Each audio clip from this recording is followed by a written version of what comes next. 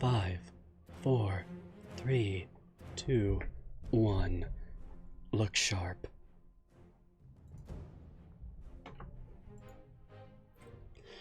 Greetings, champions. Welcome to Mars Guiding Hand.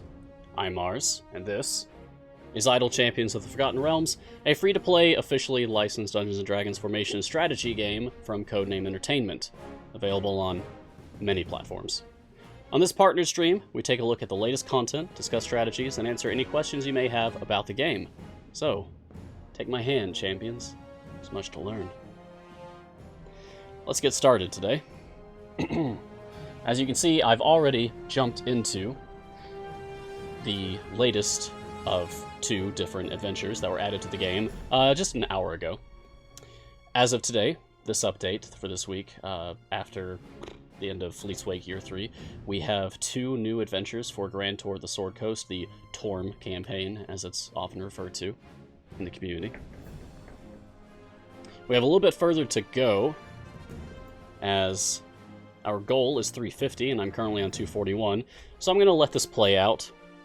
My intention today is to just get through this adventure just in a bit.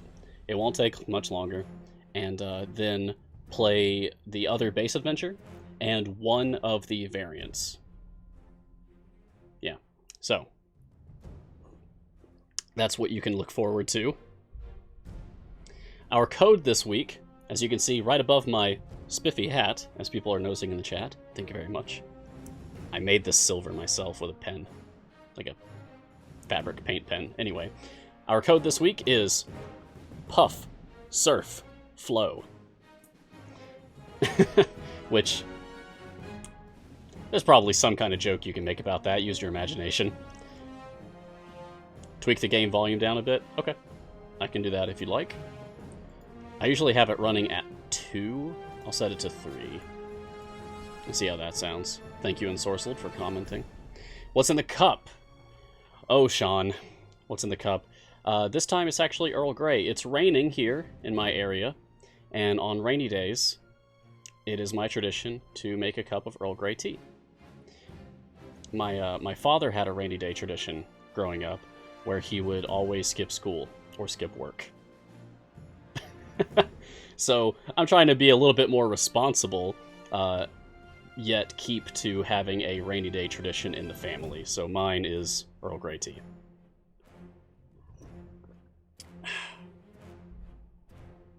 I got a big box of Twinings Earl Grey that was discounted at my local grocer last week. So that's going to last me like a year or more. Hey, I love seeing that pop up every time. Thank you very much, Codename Entertainment, for this wonderful opportunity. It's always a blast, and hopefully always useful to the community. Let's go ahead and get my own chest before I forget about it. Puff, Surf, Flow.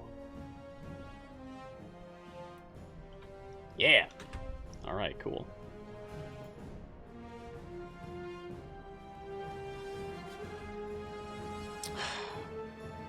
So how did Fleet's Way go for everybody? Did you accomplish all of your goals? Yeah, I can't comment, Garwar. I feel like that's probably something I should not discuss at all on an official stream. That's not my scene, for what it's worth.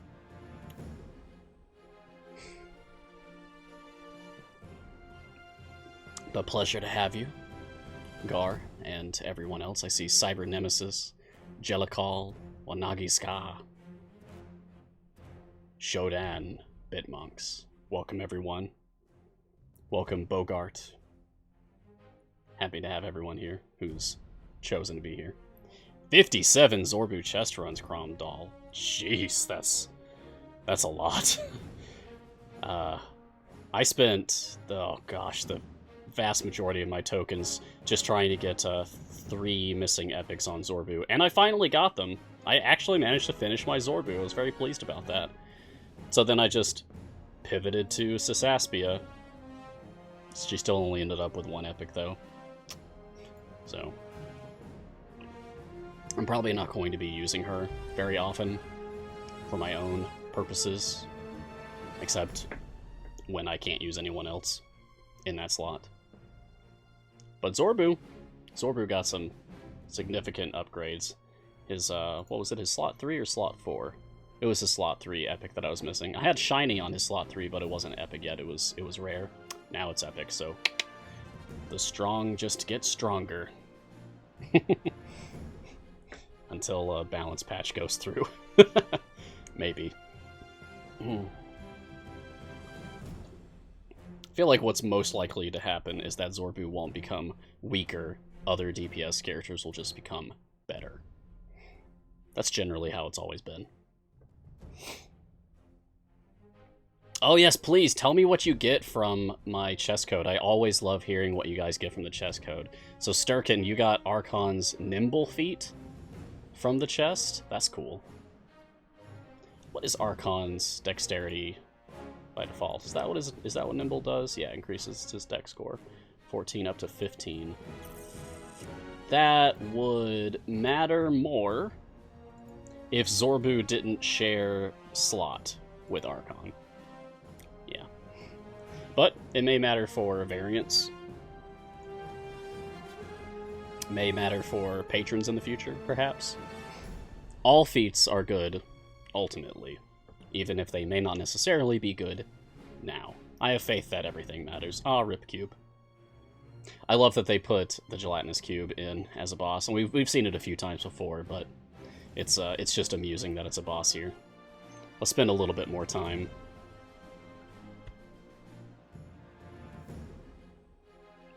Rip Cube.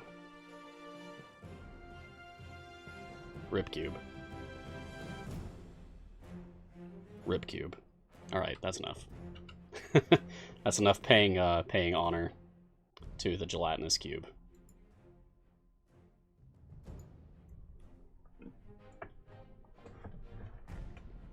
Ah, profitable. You got a respec pot. Excellent.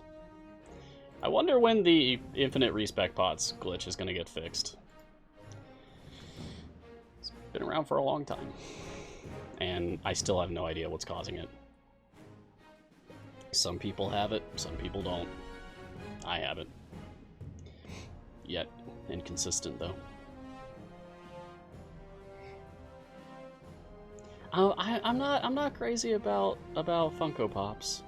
I'm not crazy about it. I might make an exception for the gelatinous cube. That's pretty cool. And I really like the Demogorgon from Stranger Things. That one was cool. I feel like I'd only get Funko Pops if it was something that I could see myself using as a D&D miniature for the table. Like, here's a colossal gelatinous cube. There you go. That's cool.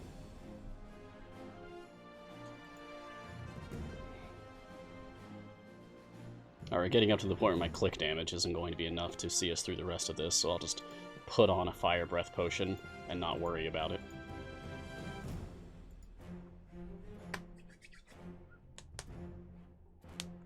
Let's go ahead and talk about what got added today. I can't actually show it to you yet, because I need to unlock the things myself. I'm running low on speed potions. Or it feels like I am. I had 50-something epic speed potions at the start of Mars Guiding Hand, and now I'm down to under 20, so that could be better. But we are currently playing Lost in the Goblin Halls. Search through the Citadel to find the Twilight Grove. This is the first of 2 different, brand new base adventures added to the Grand Tour of the Sword Coast campaign today. The Torm campaign, as that's the favor type for Grand Tour of the Sword Coast. It's often referred to as Torm for short in the community. Welcome, Mossiter. Happy to have you.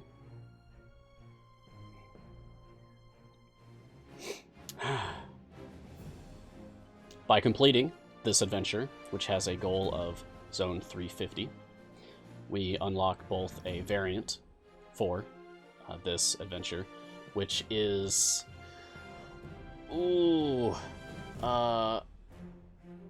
like Puteri in the Goblin Halls, something to that effect.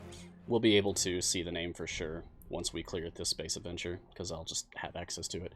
but it causes a stack of Puteri goblins from Chult to show up in every stage, if I read that correctly, which is interesting. Usually, stuff like that only shows up in every non-boss stage, so if it's also showing up in boss stages, that'll be interesting. And the Puteri goblin stack doesn't drop any gold, etc. But also we can only use champions who have an intelligence score of 12 or lower. Not sure why, but it's an interesting extra restriction to tack on to the challenge. Critical Role Funko Pops. That's a thing? This is the first I've heard about that. Huh. Cool. Yeah, as Nightbot just posted in the chat, you can read about the latest adventures and variants that were added today. The second adventure is called the Twilight Grove. It's the follow-up to this one, and I'm really excited to see that. I love that name, Twilight Grove. I love the icon that they use for it, and I suspect we'll finally get to see the Golthias tree. I really want to see how the Golthias tree looks in Idle Champions art. You know, I really want to see what's waiting for us in that adventure. So I'm itching to get through this one today. Thousand Daggers asking how many Torms favor. Well, sure. I'll show you my favor right now. So I have 1.49 E33 Torms favor, 1.01 E30 Kelemvor's favor, 1.01 E30 Helm's favor, and 1.07 E30 Tiamat's favor. So basically 1 E33 in Torm and 1 E30 in everything else. I'm not really planning on increasing my favor in the other permanent campaigns, unless I have a reason to. They're pretty much done for now. So now all of my time gates and event conversions just go straight into Torm. Eventually I'll get to the point where I won't need to worry about champion restrictions for patron variants, because I'll just be able to click damage my way through the entire thing. There are some patron variants in Grand Tour that are difficult, maybe even impossible for most players. But as it's been shown by Silisa and possibly others, it's still possible to just click damage your way through those if you have enough. 60 more stages to go for this one. Today, we don't really have much to cover. It's a little bit of a chill show this week for episode 8. So we're going to be doing more like chatting with you guys.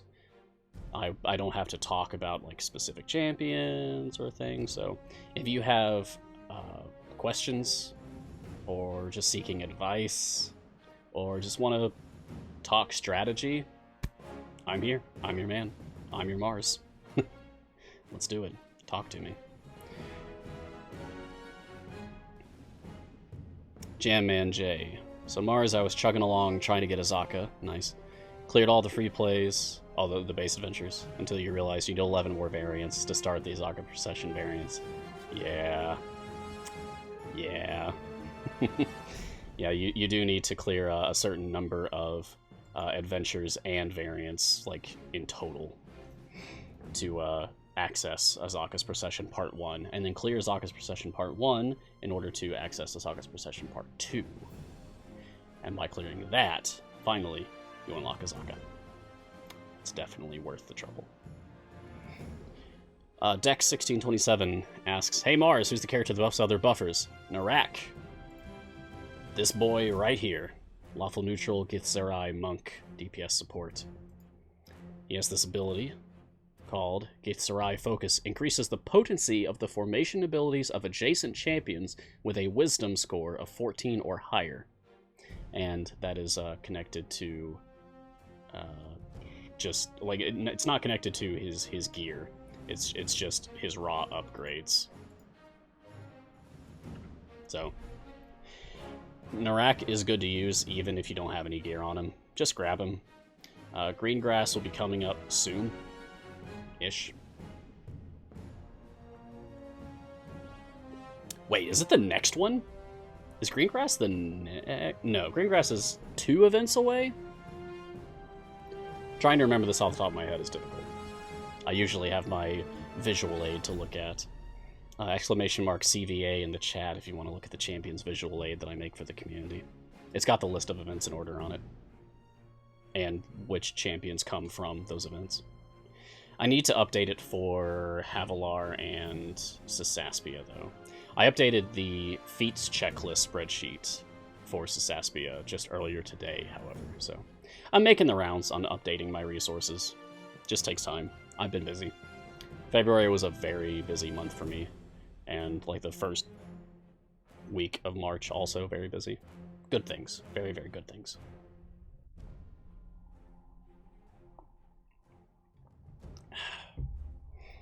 Did anyone attend PAX East? Is anyone in the chat here who managed to get over to PAX East and maybe visit the Idle Champions booth? I want to hear about your adventures. How'd it go? And if not, that's okay too. Oh, you may notice that we are actually using the Green Flame click damage skin, which is something that came out of PAX East. Very cool. I made a post in the suggestions channel on the Discord back in 2018 asking for alternate skins for click damage. So, we got there! I'm sure other people did too, but we got there. Thousand Daggers asking, can you show us your DPS tour information? Sure, if you want. I think I have that saved on 2? That doesn't look right. That doesn't look right. That's a Frida DPS formation. That's an Archon DPS formation, so this might be right. I haven't, I was so busy with a Fleetswake grinding and then Patron freeplay grinds, I haven't checked to see if Zorbu is like significantly better than my Archon now. But anyway, I'm happy to show you.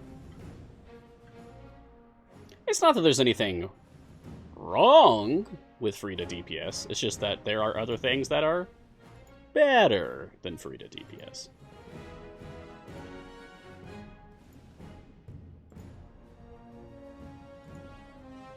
So apparently this is what I've been using.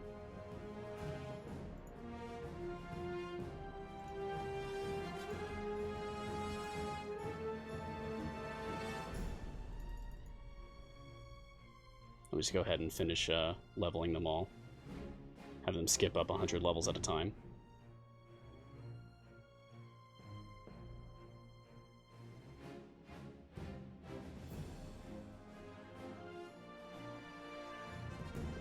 Okay, now they're all settled.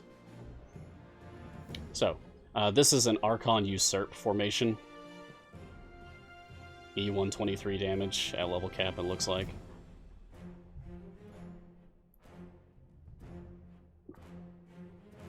Anyone who's familiar with Archon and his Usurp power specialization, this formation makes sense. For Usurp power, you want Archon to be not touching anyone who's buffing him. Like you want Archon to be not getting buffed by people, and instead be adjacent to people who are receiving buffs. He will then steal those buffs and make them stronger on himself. So Evelyn normally will buff everyone behind her, so I have her in the same column as Archon, so that she's buffing Korth, Paulton, Warden, and thus Archon's taking it from either Korth or Paulton. Doesn't really matter. Brunor buffs same column, so he's just in an adjacent column.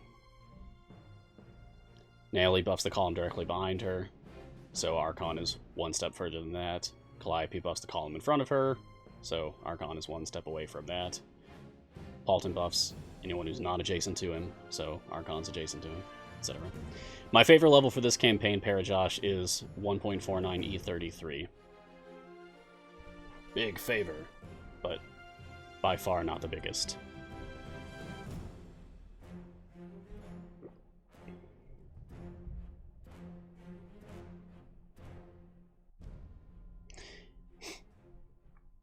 Yes, I have Korth set to rapid training.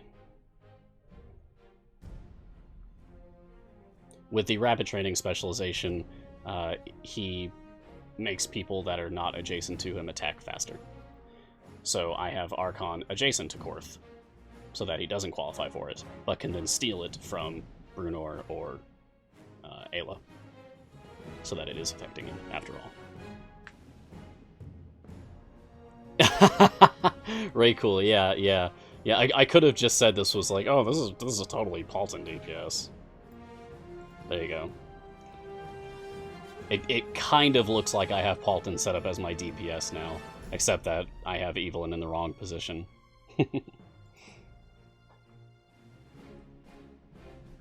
But I'm going to go back to my speed formation. Deacon, Shandy, Minsk, Sentry. Just so that we can get through these final stages faster and we can move on to something more interesting. By the way, there's a new DLC pack added to the game this week.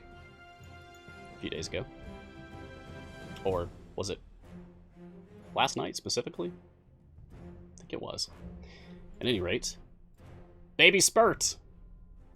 Baby Spurt, do do do do do, Baby Spurt, do do do do do, Baby Spurt, do do do do do, Baby Spurt.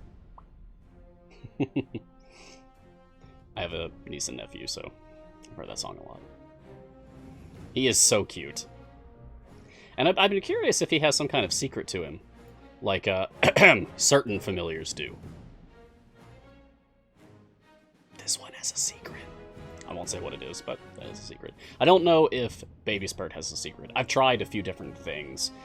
Putting Baby Spurt on Spurt for leveling him, putting him on Spurt's ultimate specifically. I don't know. I don't know if there's something going on there, but regardless, is cute. Is so cute. But how baby or can Baby Spurt really be? Full-grown Spurt is 11 days old, so Baby Spurt is like what? 1 day? Like, absolutely newborn? I love that he's carrying around the little cauldron of the green slime. It's so cute.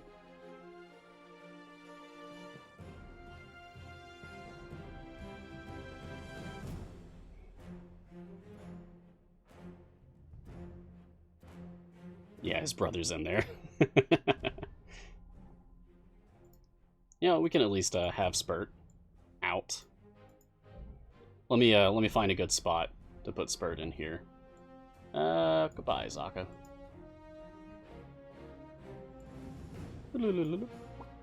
Yeah, I'll take Cinepult. That's fine. There we go. As you can see, even this non-optimal formation for speed is still pretty close to the stronger formation that I had set up for Archon Usurp. This is E118, and the other formation I showed off was E123. I suspect that I have much stronger Torm formation. I just haven't needed a much stronger Torm formation in a long time. Now for patron variants and stuff, oh, I have looked at that much more closely. Running base adventures and variants for Torm is not nearly as difficult for me anymore. Too much favor. So you need to take my favor away. Make me work for it again.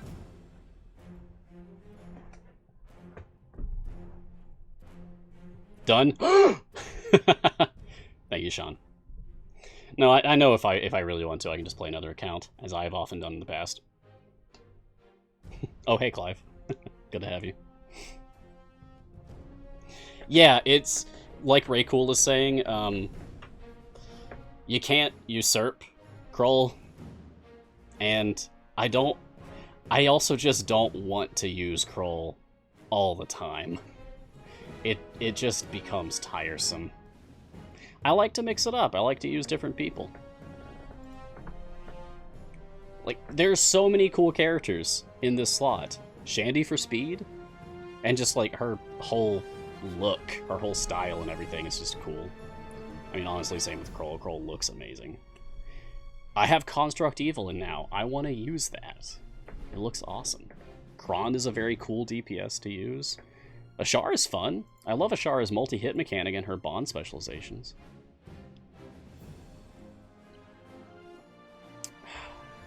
Can you explain debuffing? Oh boy.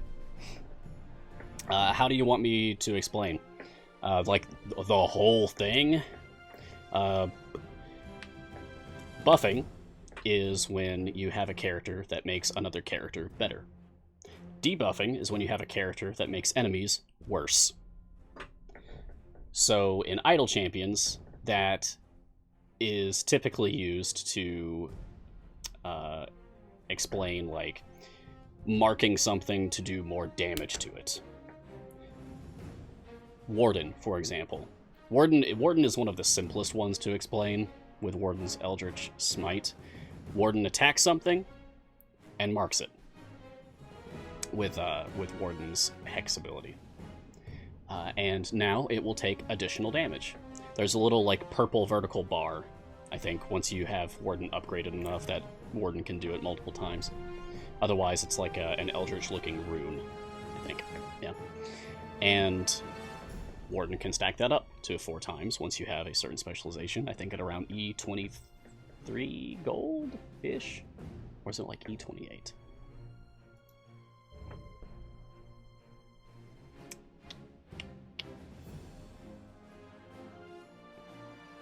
Relentless Hex. Hex can stack up to 4 times on each enemy. So, by stacking up a debuff on an enemy to make them take more damage, all of your characters that attack them will do more damage than they would normally do. Okay? That's simple, right? The issue comes when you're using multiple debuffers and how Bud works. The base ultimate damage is how your ultimate damage is decided. And it's keyed off of when your characters make their biggest attack that does tons and tons of damage. And it'll keep track of that. My biggest attack was 13 seconds ago and counting from Minsk. And it will degrade over time. But as you continue doing more and more damage, say with debuffs, your Bud will go up higher and higher. This would still be okay if it weren't for the fact that you can double dip, as I see it often being referred to. If you were to mark something with debuffs, multiple debuffs, and then hit that thing, your Bud will go up, and thus your ultimates are now going to do more damage because your Bud has increased above what it was before you had the debuffs out. Now, use some debuffs that also mark enemies from ultimates. Like Minsk Go for the Eyes, which cause them to take additional damage for 30 seconds. Your character will go out there and hit them again, now that they're marked with even more debuffs, and your Bud will spike up further. And the damage from the ultimate will also, like, be increased just because they are debuffed at all. So this is how you can get things like, even though that other formation I showed you had E123 damage, I could do over E200 with a single attack, just because of how debuff stacking and Bud works. It's crazy. It's extremely strong. That took a while to explain, but I was trying to keep that simple. I hope that helps to explain, like, the basics of debuffs and stacking them. Has the Green Flame Gem skin been released yet? I don't think so. Otherwise, I'd be asking CNE for it.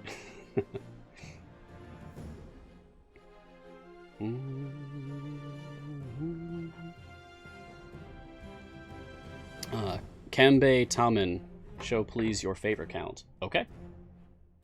Here you go.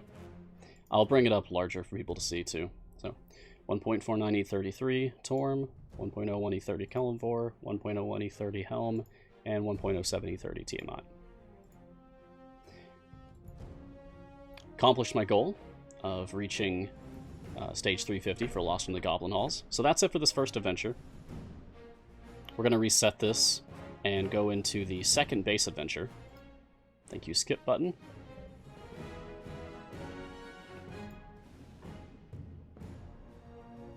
Alright, we've unlocked the variant and the next base adventure. So, next base adventure is the Twilight Grove, Enter the Twilight Grove, and the Terrors Within. Complete area 350 for 700 gems and whatever favor you get. The variant for Lost in the Goblin Halls is Puteri in the Goblin Halls. Search through the Citadel to find the Twilight Grove while Puteri goblins from Chult impede your progress. Complete area 375. A Puteri goblin stack arrives in each area. The Puteri goblin stack drops no gold and do not count toward quest progress. Only champions with an intelligence score of 12 or lower can be used. We're going to go ahead and do the Twilight Grove, because I also want to unlock the variant for this, and very much want to see what the backgrounds and monsters are like in here. Ooh, it's exciting. Oh, that's pretty. Oh, that's a good start. Okay. You know what? How about just Baby Spurt? We'll just use Baby Spurt. Let me go ahead and get my speed champions out. Sean, you know I love the backgrounds. I always have. That's why I make wallpapers out of them. It's so good. Love the art in this game. Okay, Havilar, you're technically a speed champion. I don't know if we're going to be fighting fiends at all. Okay, and for now I'll just unlock some people. Spurt, lead the charge. This is a terrible formation. Don't use this formation.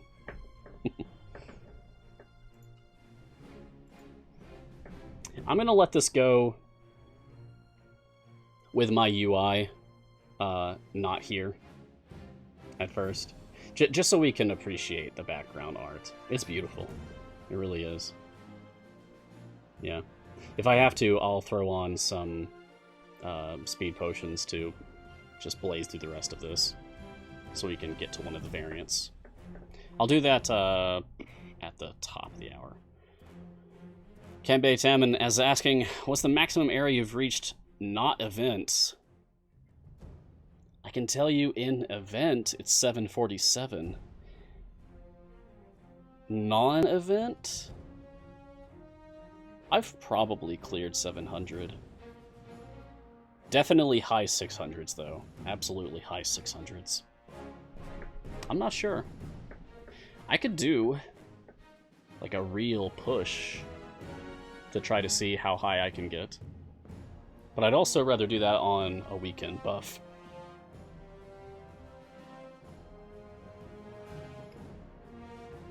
The worst part of the stream. I'm out of tea. Oh well. Water instead. Stay hydrated, folks. It's important. And cheers, everyone. Thank you, everyone who has been joining me today so far. Ah, Rip Cube. There's the cube icon down there in the slideshow right now. Oh. Good evening, Zayure. Oh my gosh, that weekend buff Garwar. Oh. Oh. That had something for everybody. Kroll and Ayla, as much as I'd rather not have to use Kroll all the time, just because Kroll is way too strong. Still, for anyone who is struggling to push really hard in their campaigns, or anyone who is having some real difficulties doing certain variants where you could use those champions, then oof, I bet those weekend buffs were extremely helpful. And even new people. It was still a Brunor buff, so even someone who is absolutely brand new, like day one playing, could make use of that weekend buff. That was a good weekend. Job's done. Good weekend.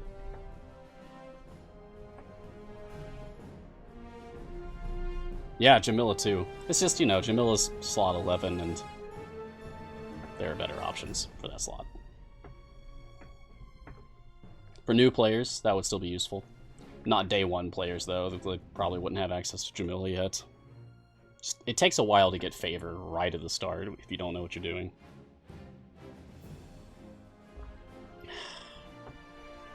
Yeah, you know, Giant Dwarf, I think you're right. It does feel like it's been a long time since we've had a really good pushing weekend like that.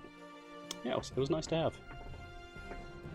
I didn't really get to make much use of it myself. But that's okay, I don't really need it either.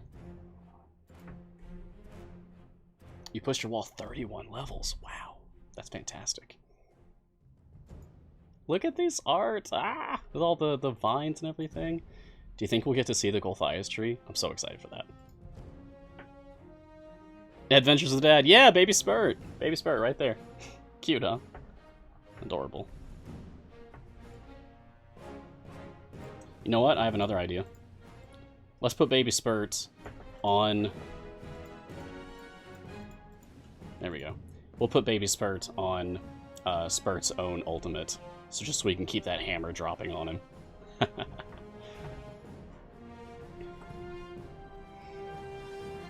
Adventures of Dad asking, what is my wall and Gar's wall? Gar's saying 779, but 810 now? Ha! I have yet to complete 800. You can see my highest ever is 747. I'm going to be straight with you. I am not the most skilled Idle Champions player. I am not the most informed Idle Champions player. But I will die on the hill that I am the most passionate Idle Champions player.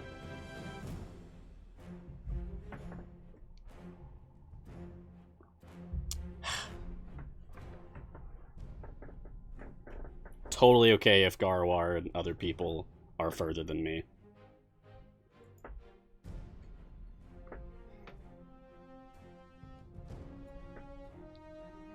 Yeah, don't worry about it. It's not a competitive game. It's not. Go at your own pace. You're not missing anything. That's what like time gates are for. You can just grab champions that you've missed from the past. No big deal. Move at your own pace. Enjoy yourself. The best thing you can do with this game is just have fun. Just enjoy yourself. Try not to compare yourself to others if you can help it.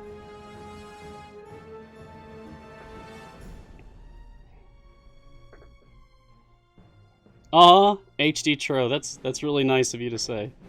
Yeah, I do. I really do. Just have fun with this game, and I really enjoy challenging myself with it. I make up my own variants, my own challenges to do. I've got a really fun idea for something that I would like to implement, perhaps. Oh, look at this disease giant. Look at the art for that. We've seen giant rats before, but that one's very different. That's some new art. Nice. That was cool. I've got some ideas that I'd love to implement, perhaps into the stream, maybe. But at the very least for my own play. And we could kind of simulate this a little bit on the stream right now.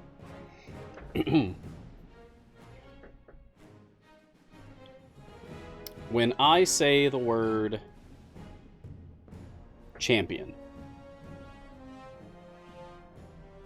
whatever character name I see in the chat first, after saying that, I'm going to put that character in. And I must use that character until someone replaces them. Sound like fun? Now, we haven't actually started yet. But if that's something that sounds like fun to you guys, then that's something we could do. See, I've thought about making like a bot or something that'll just do that for me.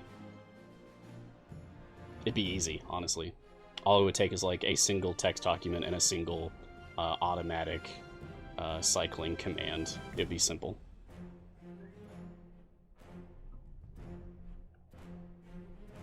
Certainly would keep things interesting, I think, for trying to push through adventures and variants.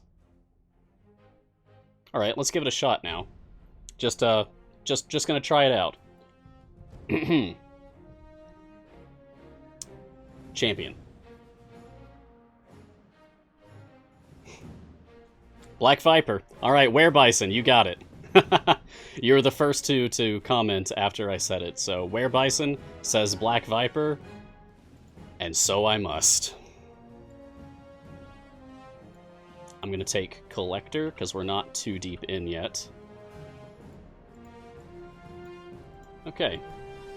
Now, let me try setting up Black Viper in this formation to try to, like, actually make this workable.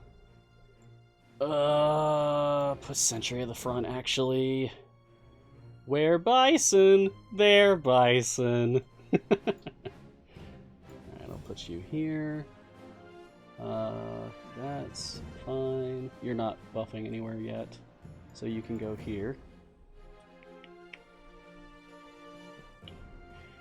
Okay.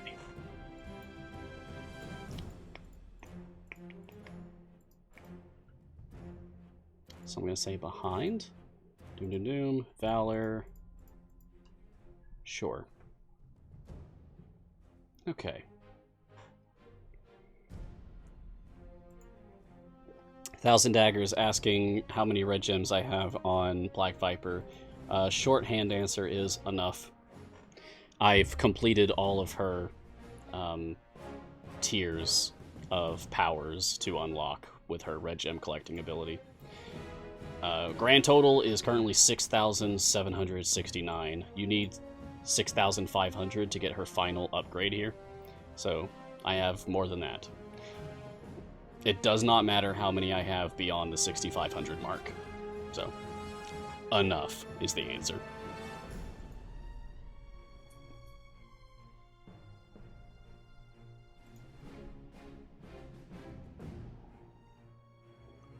Mortona, did I miss your question because of the Twitch chat spam champion names? Let me scroll up a bit, see if I can catch it. My Calliope gives me around E4 more base DPS than Keelik. Is there another advantage on using the latter?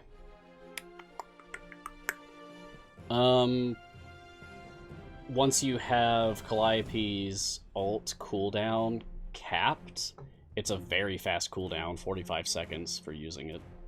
That's nice. Honestly, I switch between using Calliope or Keelik pretty much at will. I use them almost interchangeably.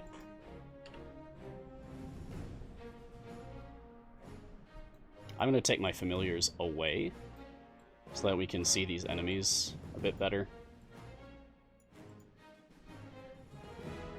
Okay, Twig Blights and Vine Blights so far. Cool.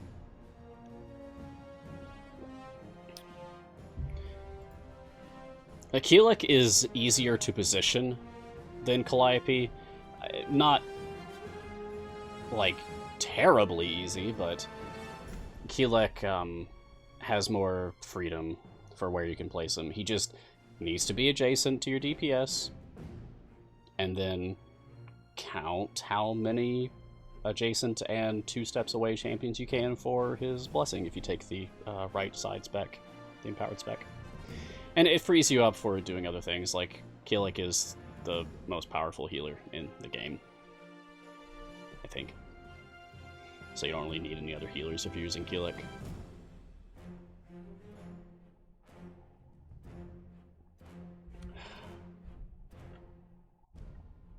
Alright, 2 more stages, and then hopefully Gulthias Tree. If it's not in this adventure, I'll be disappointed. It really feels like it. I love this crumbling wall. Look at that. Look at that crumbling wall. That's nice. With the vines and the flowers, it's like spores. Oh, it's beautiful. Love that. I like Sasaspia as well. I love all the Codename Original champions. I just don't see myself using her in most situations. It'll mostly be... Okay! There's the Gulthias Tree. Alright. So it looks like it's a palette swap and larger version of one of the bosses that you fight in Barovia in the second Torm map. And comes with 2 helpers, Sir Bradford and Sharwin, who are only segmented health bosses, but the Gulthias Tree itself is an armored boss. That's interesting. So it's kind of like fighting Soulmonger, in that we have a mix of armored and segmented at once. Only the Soulmonger doesn't fight back. Well, the Soulmonger has those, you know, tentacles or whatever, but...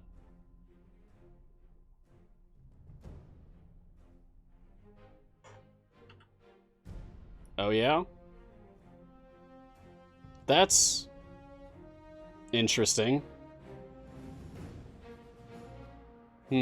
Sean? Sean! we might have a problem, Sean. Huh.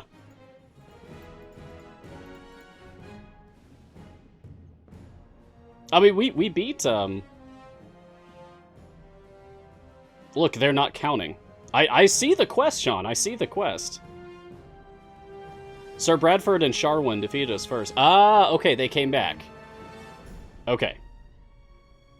Huh. Alright. Okay, I get it now.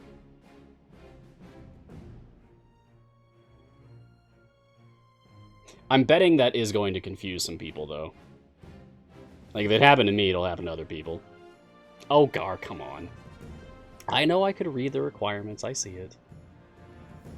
I was expecting, because we fought the two of them and the Gulthias at the same time, that, like, each of them in that initial fight would count toward that progress. So when it didn't, Gulthias tree went down, and it only counted 1 out of 3. I thought that was weird. But we're good now. Cool.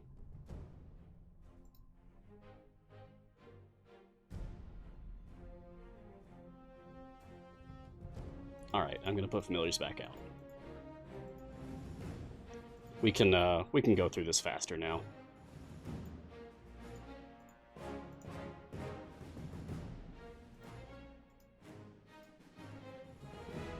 Okay, so best of luck to all of you doing the new base adventures and variants. It's a very cool boss. I love the colors that were used there. And that there's the, like, segmented health extra bosses in there, just like as obstacles. The important thing will be to take down the Gulthias tree as fast as possible. Yeah, Funky Pants, I agree. Like, maybe the text could have some better clarification.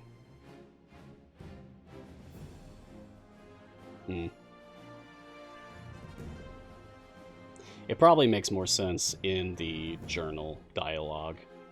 As you can see, I just went through this without the journal dialogue on, and a lot of people also play the game like that. So they might be confused if there was some, like, important plot element to the story there that they just skipped over, like I just did. It happens.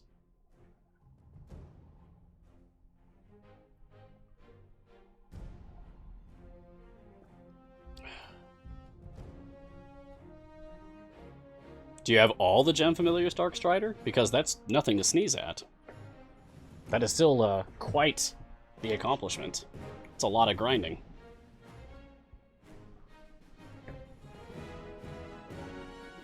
Hello, Gleacer. Welcome.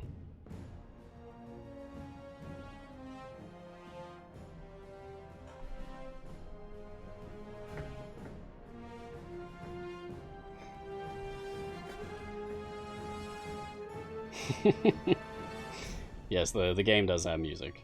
I only ever turn it on for the stream. Yes, you can read the journal later. I can pull it up right now.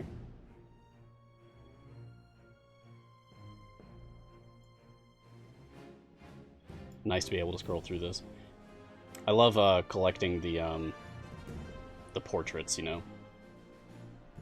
Like, oh, look at this. Look at this guy. Scary. Ooh.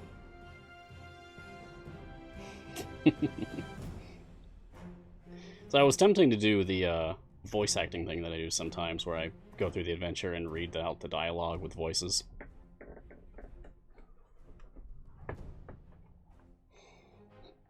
But I'm trying to be kind to myself this week. See, I burned my throat 2 weeks ago, and it just finished recovering, like, yesterday. Very recent. So I feel fine, but I do not want to risk anything. So we're going to play it safe and just have a chill stream today.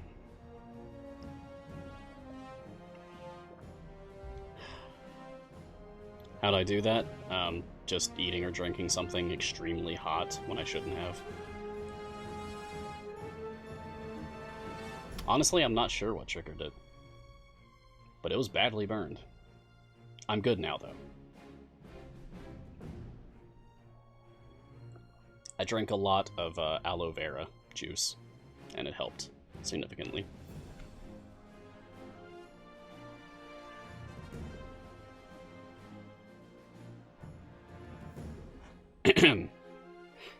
Champion. Let's get another required champion that I have to switch to in here. Delana. Ah, Sean. Sean, you got me. Alright. See any Sean, says Delana. Good job. Quick on the draw there, Sean. Are you guys gonna make me have all DPS characters? Is that what this is going to become? That will be difficult. But we'll make it work. So we have both Black Viper and Delana right now. Ugh. That is not... That is far from optimal, but hey, that's fun. Playing suboptimally is fun. I mean, that's why we have variants.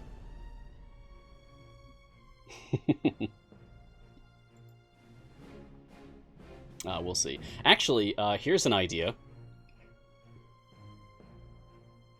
Here's something fun. Because I purchased the Baby Spurt DLC pack, I got a Potion of Polish.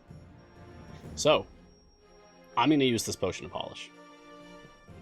And if anyone... Oh, here's the Gulthias tree again. Yeah! If anyone can guess where, like, on which champion the Potion of Polish lands, if anyone can guess that, then you can declare a champion, and I'll use them the rest of today, and they cannot get replaced. I'm just stuck with using that person. And whoever it lands on, I'll throw them into the formation, regardless.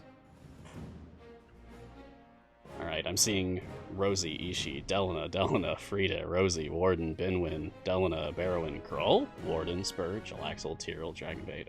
Okay.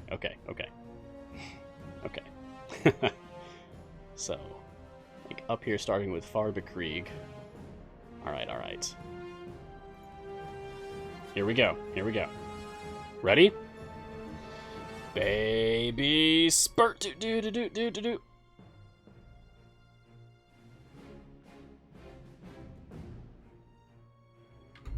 I won't complain. I won't complain about Krull ultimate damage. Okay, let me scroll down here from Farbekrieg, and I see Morphater. Morphater correctly guessed Krull. So it looks like I'm gonna put Krull in here.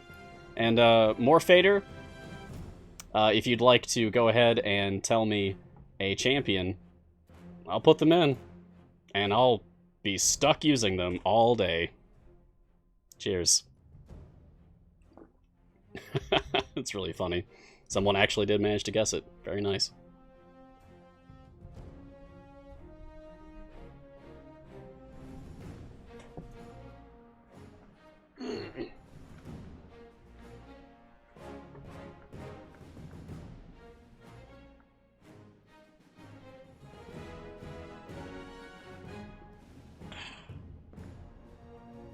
Morphater, where are you at?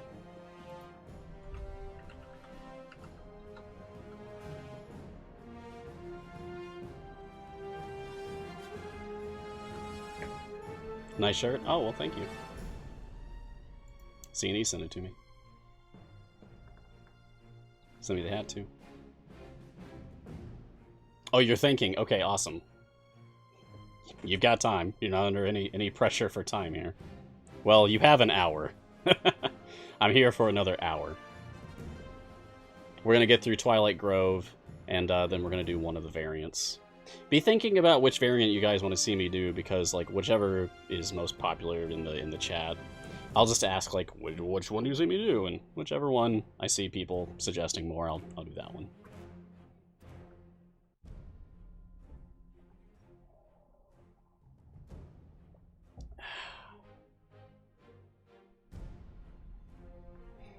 while you're busy with that, deciding more fader, I'm going to open some chests, because I have quite a few to open. Let me pick up some more gold chests while I'm at it. Oh, hey, have you guys ever noticed little Easter egg that happens on the screen? Watch, I'm not gonna touch this. Watch carefully.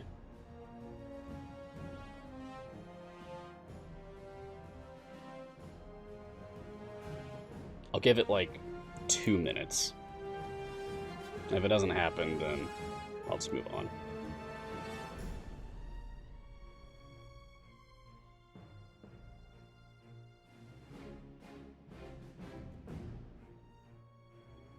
Garwar, I saw it again just last week.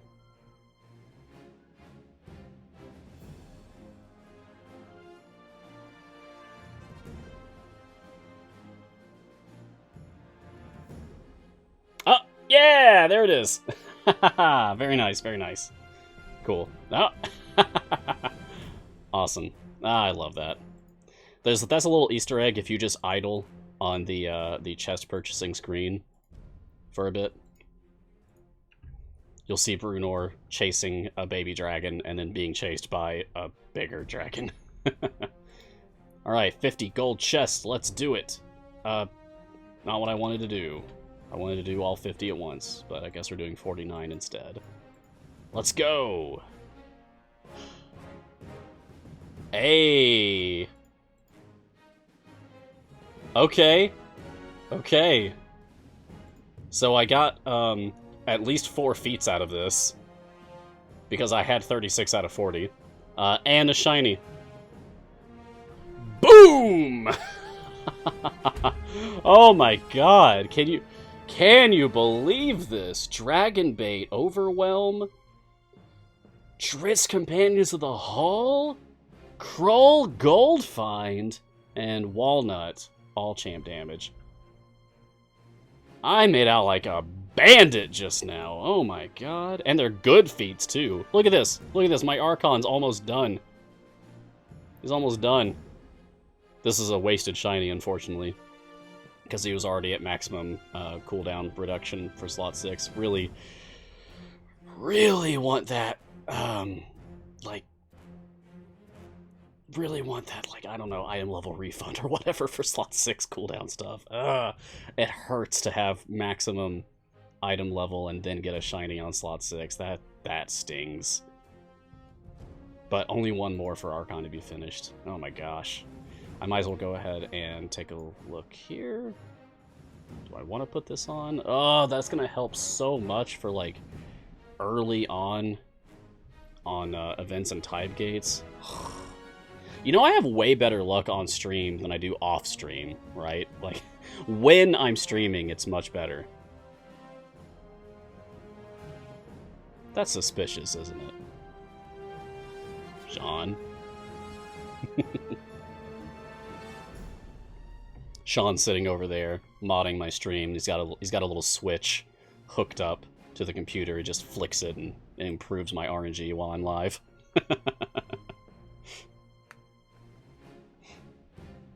More fader. So the champion to use? Birdsong. Haven't tried her out much, so not sure if she's good. I would say Birdsong is the least interesting character in the slot. Yeah. I like Makos and Ayla and Dritz and Morgaine more.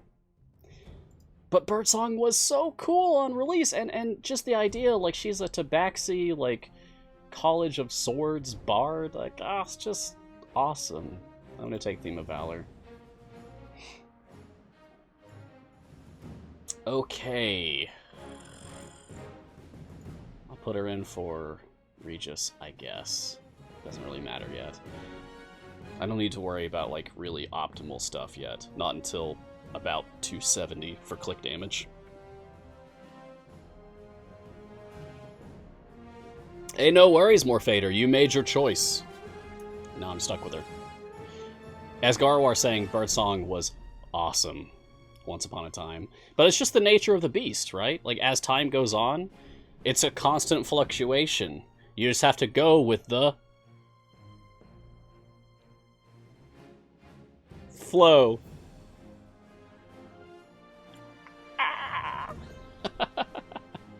Hello, Iltacine. Welcome. Good to have you. Oh, no problem, Morphader. Welcome to Idle Champions if you're new to the game. Get on the Discord. Get on the Reddit. Join the community. It's fun. We have a good time. You can chat with me way more often.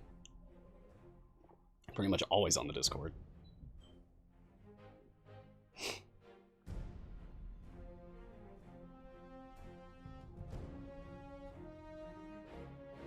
I cannot believe we just got those feats. And the shiny in just 50 gold chests. Oh my gosh. Look at that. I just have gem purchases now for feats to go. I've only ever purchased 2 feats with gems.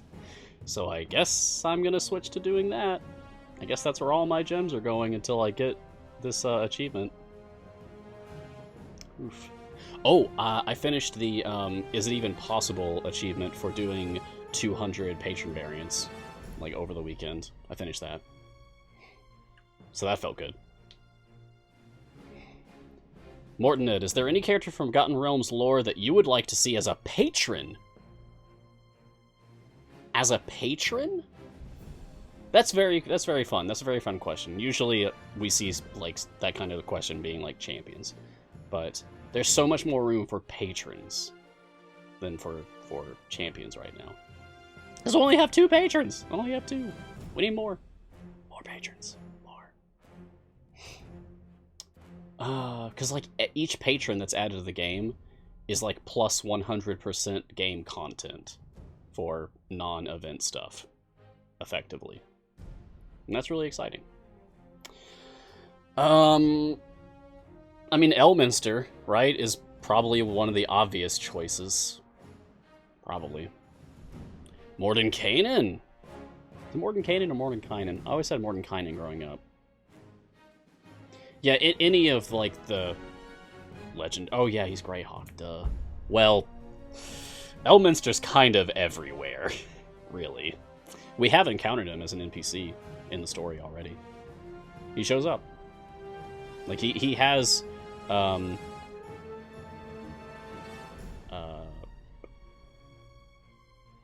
portrait, that's it. He has a portrait, he has dialogue. He shows up somewhere. The Xanathar could be interesting, Werebison. Yeah. It would be interesting to get an evil patron. But that feels weird to, like, for all these like good aligned characters to like choose to work for someone who's evil. That feels weird to me, like, conceptually. Like, in fiction, that feels weird. So if we did something like the Xanatar, who is easily manipulated and kind of an idiot, like foolishly evil, you know? Someone who's foolishly evil, I think, could work. No, I don't like that restriction, evil and neutral champs only. I don't like that, because we already, like, Mert is already a patron for alignment.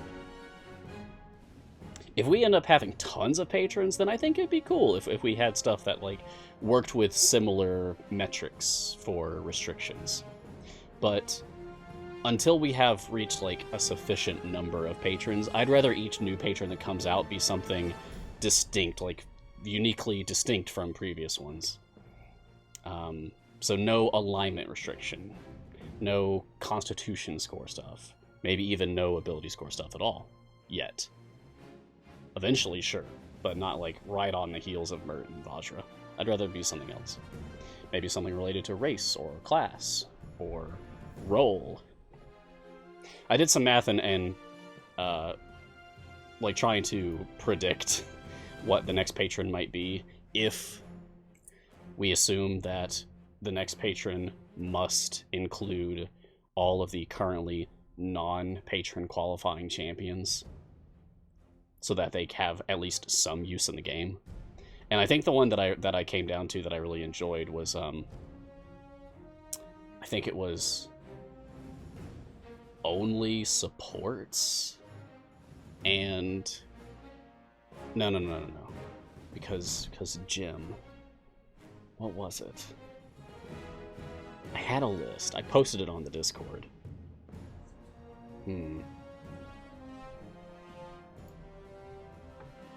Give me a second.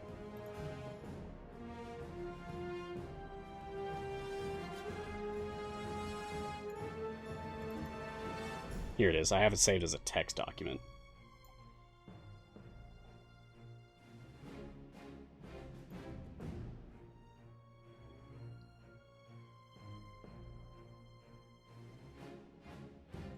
Okay. Yeah, so currently, Cathris, Dadius, Ashara, Jim, Birdsong, and Morgaine qualify for no patrons. And if we did, like, base health under 50, that'd be 37 champions across all 12 slots, so, like, that feels good.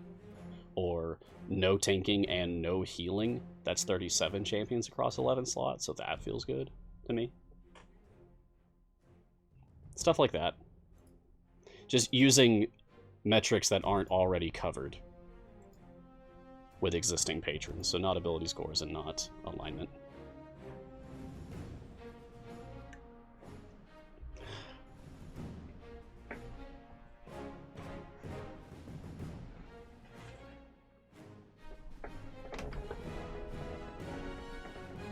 Yeah, no tanking and no healing. Good luck. That would be vicious.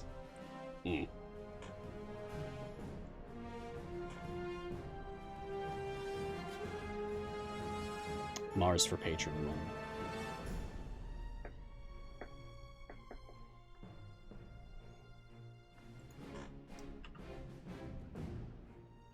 Alright, we're coming up on 200 now. Morgul Thias tree fighting. Do I need to use another medium speed pot yet? Yes, I do. Let me throw that on. Oh, we have some blacksmith contracts to use. Chris Perkins himself as a patron, yeah. Well, there's kind of already art for it. There was a Dice Camera Action poster that was done in the Idle Champions art style that showed what Chris Perkins would look like in the Idle Champions art style, and that was fun. It looks pretty good.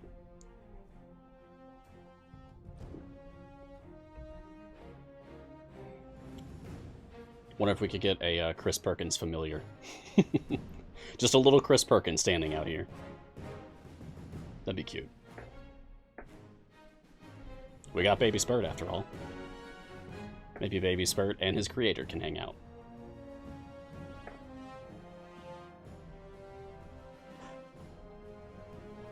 Oh! Death of One. Mars patron changes requirements every week. Oh my gosh.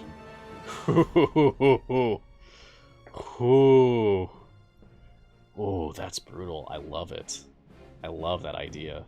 Like, oh, gosh. Just some weeks would be easier than others.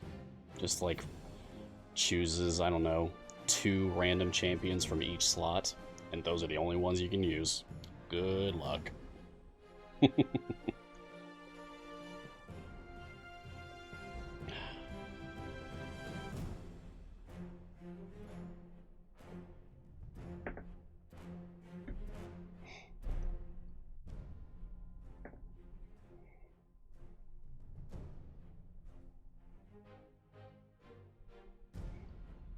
Iltacine, that'd be so cool to get some, you know, C&E kind of, jokes and references as, Twitch chat emotes. Now that they, like, really are, like, building up the channel and everything. Hi, I'm here. Helping, doing my part. I'm doing my part. Tarask boss win, yes, oh my gosh. I think that was one of my earliest, requests, suggestions, whatever. I even did, like, a, I'll put this back up so that someone in the chat just mentioned that they can't actually tell what I'm doing. It's the Twilight Grove. This is a new base adventure that they added to the game today, just a couple hours ago. Anyway, like fighting the Tarask as like basically a raid boss in Idle Champions. That was one of the first things I think I ever suggested. I made a mock-up image showing a formation like that could use all 12 bench slots fighting the Tarrasque, like with background art and everything. I thought it was cool.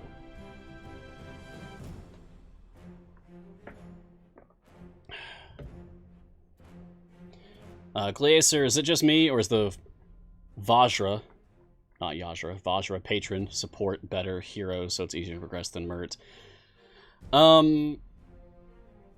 I think Vajra is overall more difficult, but is easier to do free play grind.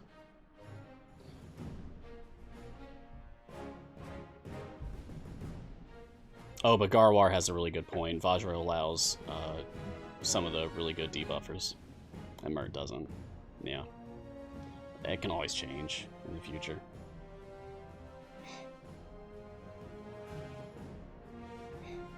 I am more done with Vajra than I am with Mert. You can see my progress here. I'm 85% done with Vajra's variants and 74% done with Mert. So I've had more practice with Vajra than with Mert overall.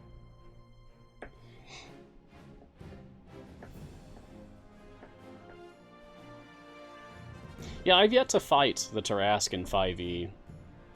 I've set up things for the Tarrasque in previous editions, but I haven't done it for 5th edition yet. You know, my current campaign that I'm in is coming to a close soon. Just a handful of sessions left. I've been running Tomb of Annihilation for some fun people I know for like a year and a half. I'm out of water. Oh no! Good thing this time I have a second cup of water. See? You see, Sean? I learned.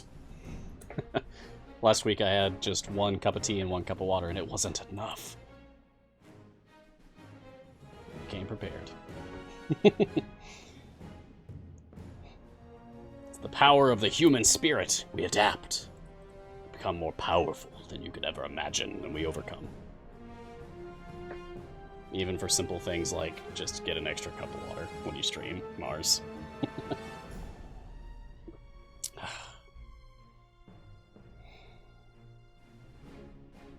Oh, a carafe. I would like that. That would be nice. Yeah, that sounds really pleasant. Like a nice, fancy, elegant-looking carafe. Oh, that'd be so good. I'd love that. How many hours have I played so far? Darkstrider. Okay, according to Steam, I am nearing 14,000 hours. I should note that I have more than one account. I have played several hundred hours across several other accounts in addition to this account. So, yeah, a lot. I started September 22nd, 2017, and I'm still going. Pretty much every day. Yeah, some people don't like to think about that. But, I don't know. I'm kind of weirdly proud, I guess.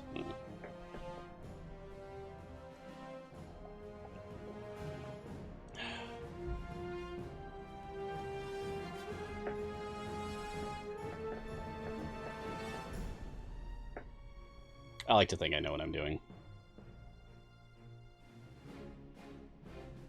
Yeah, that's true. Hikuin says having offline progress helps cut that timer now. Yes, it does. So many times I remember just like leaving the computer on overnight just so my characters would progress through some adventure. But now, offline progress. Very, very, very good. Yes, Idle Champions is a game that you play by sometimes not playing. That's fair.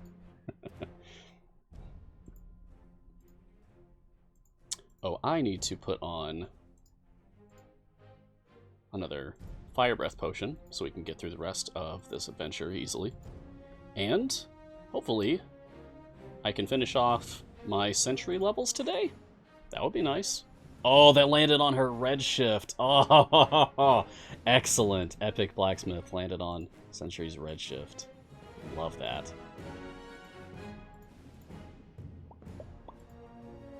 Okay. Let's see. 44.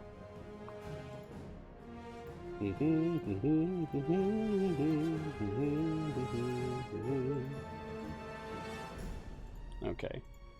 How you doing, Sentry? 47. Ugh. Okay. 3 more average item levels, and then I won't ever really bother with leveling Sentry again. Not for a while, anyway.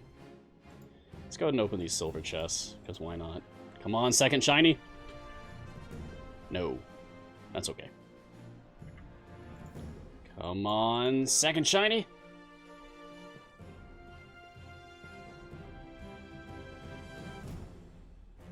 Okay. I wonder which champion it'll land on. Ashara! Hey! Cool. And let's just finish it up while we're thinking about it. Alright. Good stuff, good stuff, good stuff.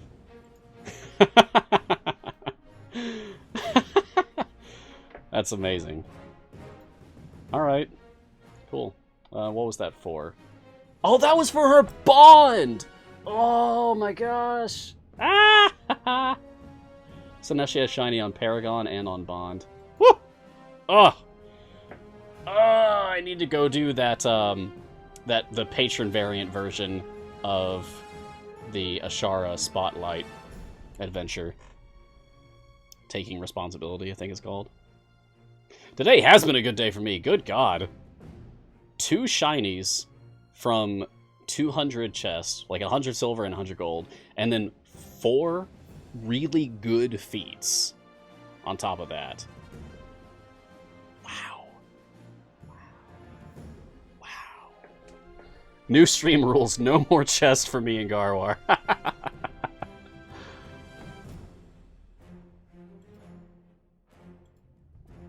Oh no, that's right, that's right. Ashara doesn't qualify. God dang it. Give me an Ashara patron, please. I really dislike how there are like so many champions now that you can't use for any patrons. Please give us a patron where we can use everybody, or everyone who's currently missing. Morgane, Jim, Cathris, Ashara, others. They need their turn.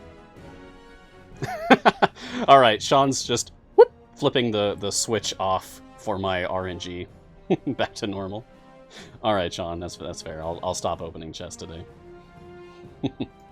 Oh! Hey, great. I got some more of these. Maybe I can finish off Sentry. We got her redshift over 200%. That's fantastic. Can I be done? No.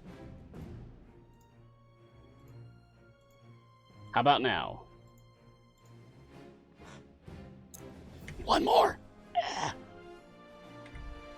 That's fine. No worries. So, I've got about 60 levels left for this adventure, I think. Yes. So let's go ahead and get the conversation started now. Which variant would you guys like to see me do? The variant for Lost in the Goblin Halls, or the variant for the Twilight Grove? So, Goblin or Twilight?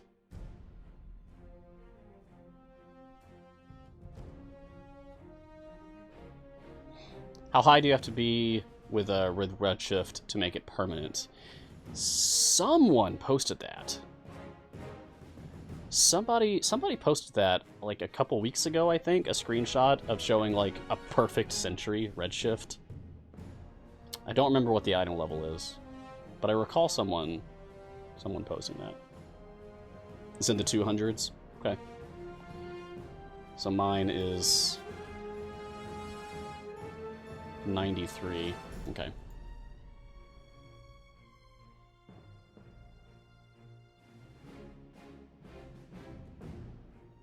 Okay.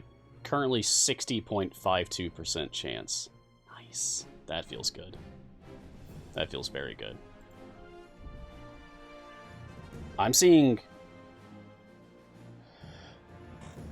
Goblin, Goblin, Goblin, Twilight, Goblin, Goblin, Goblin. A lot of Goblin. Okay, alright, we'll be doing Goblin then.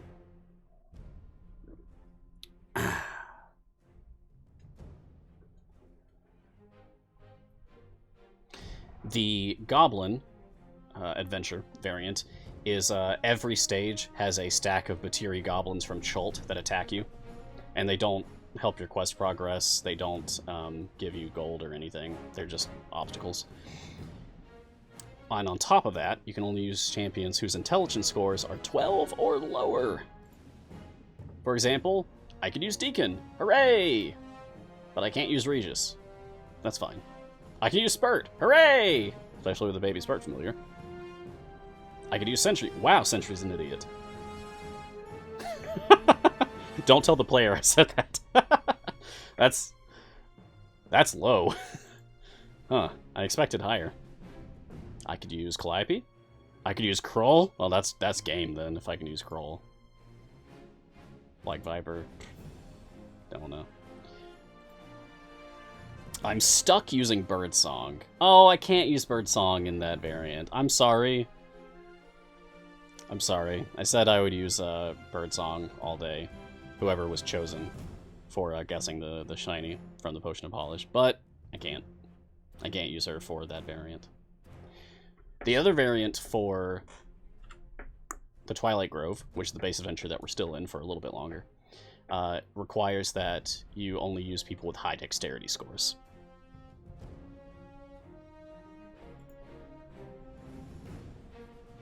We could use Birdsong in the Twilight Grove variant. Do you mean you can't use Birdsong in any patron version? Yeah, Birdsong's one of the ones that can't be used in patrons. So, she needs some love too.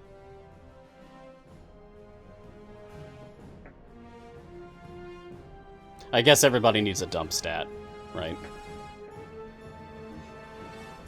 Yeah, who would my tank be? I mean, I can use Sentry, but that'll be good for speed. But I don't know if I want to use her all the time.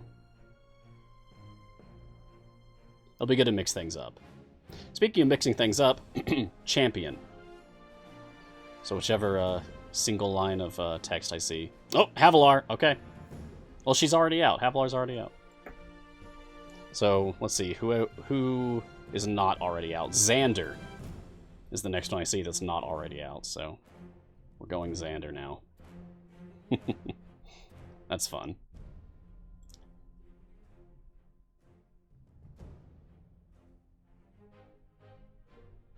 Oh, you were saying for my tank death one. Okay, cool. Good. I like Havilar. I fully epicked Havilar during her event. That was fun. It's the first time I've ever managed that.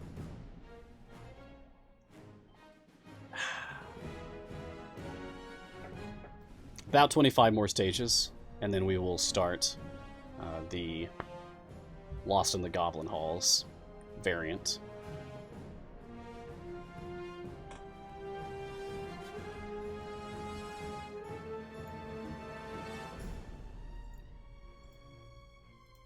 I said I would stop opening chests. I lied. I'm greedy. If I see gems, I must spend them.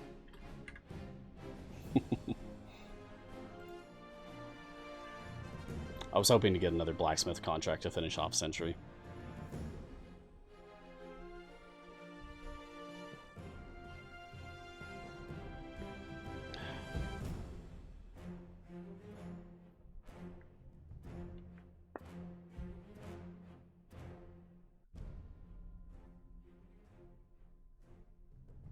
Best team for Favor in Avernus.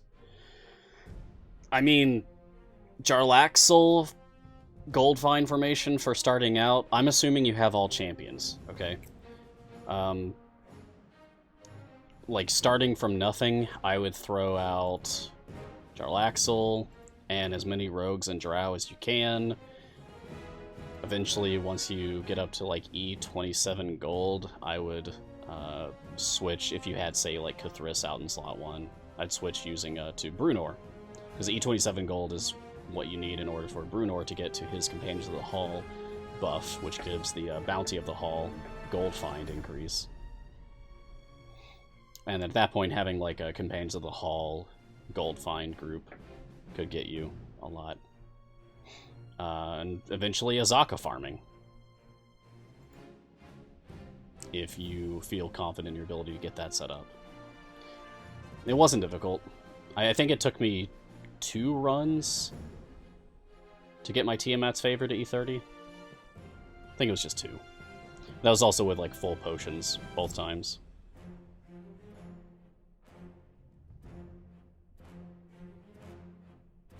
Yeah, like Dave the Aztec saying, Koth with Jarlaxle, Artemis, Hitch, then Azaka farm. But also, as Garwar saying, it's ultimately subjective. It depends on which characters you have access to. It depends on item levels for some. It depends on feats. It depends on a lot of factors. One thing that can help you: patrons, perks, Spoils of Victory for Vajra increases all gold found by X% per rank until you get to 100% when it's capped.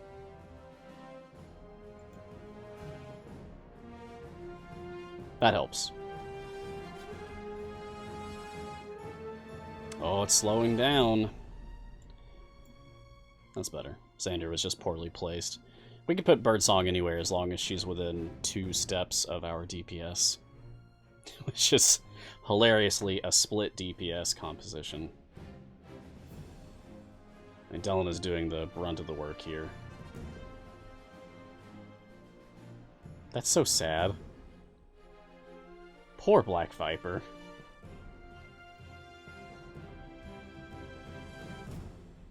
You gotta feel some sympathy for any DPS that gets outclassed. Oh, Black Viper is the bud, though. You know what? I feel like switching her over to her default skin. Yeah, maybe that'll motivate her.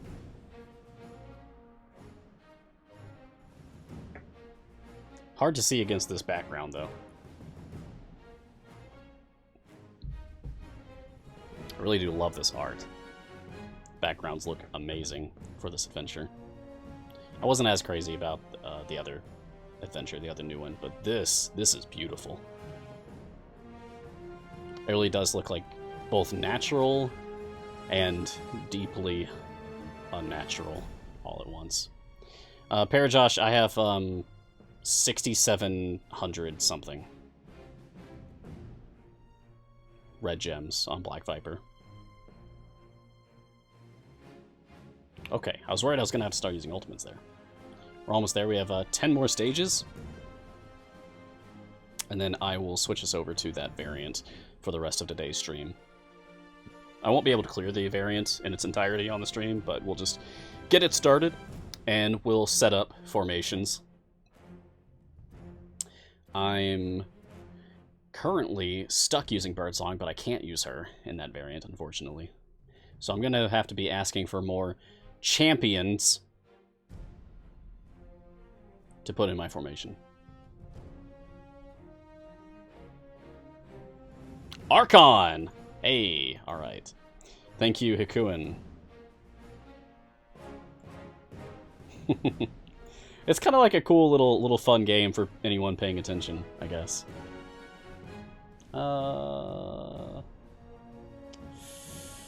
gonna take Sentry out. It's fine. We're fine. It's fine. It's probably fine. Is it fine? Please be fine.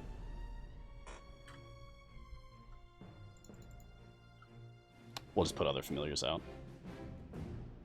The ultimates will help.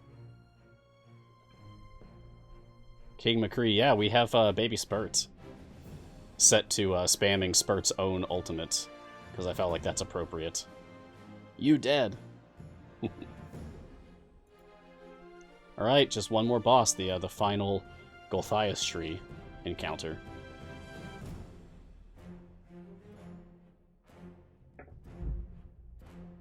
It is so cute. I agree. And it's such a good cause, too. The Games to Grow charity. I love that. I love that, like, the whole message, the whole cause of it, the, using games, like tabletop games, like Dungeons & Dragons, to help, like, build social skills and fight back against, like, depression and anxiety and stuff like that for kids, teenagers. That's wonderful. That's something I really wish I had had growing up. I think it could have helped me a lot. I'm good now, but there were some really tough years. And I relied pretty heavily on my love of Dungeons & Dragons and my friends who played it with me to get through those tough times. So this is a wonderful cause, and I'm very happy to have supported it.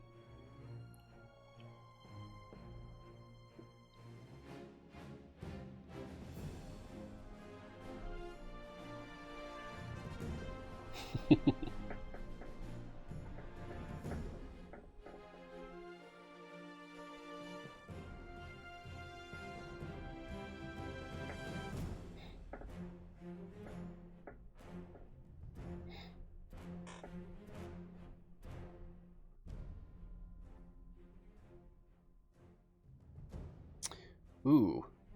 Ildacine was talking about putting Black Viper into speed formations to farm for the red gems, to max them out. That's nice. I hadn't thought about that. Maxing out Black Viper's red gems is easier these days due to the prevalence of speed champions. That's good, because it was a chore. It was rough farming for those. I think it took me like 2 to 3 months of using Black Viper every single day for every single run that I did, no matter what it was. As long as I could use Black Viper, I did. And that was rough. Doing that casually, like as a very casual player for the game, and expecting to reach all 6,500. Yikes. But much better now that we have a speed champions. Oh, Archon, buddy, you're having a tough time, huh? Oh, I do not like how much that's slowing down. Alright, hey, tell you what, Archon.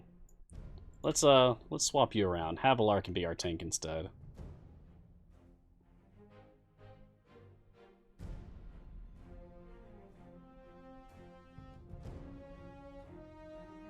Do what she's designed for.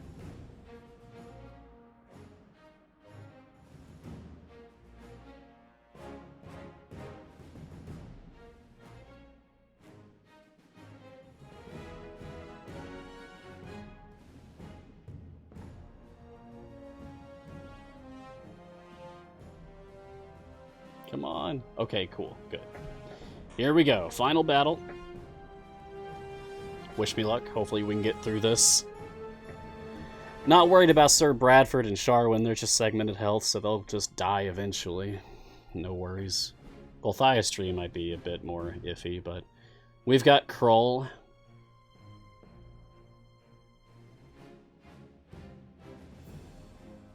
Krull's Plague Stacks are going to help for dealing increased damage against the armored boss.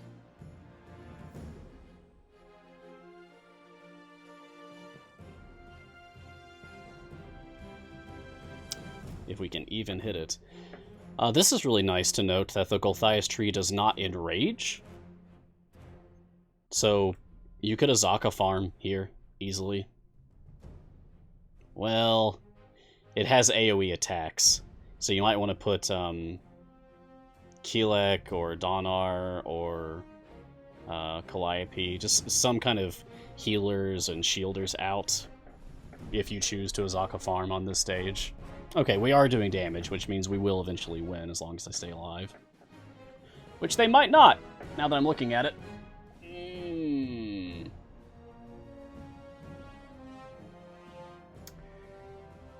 Hey, does someone want to suggest a healing or shielding champion for me to use here? I'd really appreciate it. Feels like cheating if I switch them out myself. If I wanted to, I could take this out really easily. Okay, Ragnar, thank you so much for saying Calliope. Thank you. Thank you. Really appreciate that.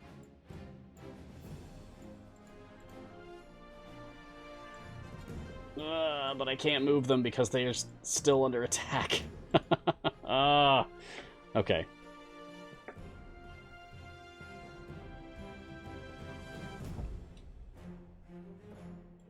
Yeah, I need Calliope repositioned. We're still doing damage. Calliope will keep them alive. That's all that really matters now.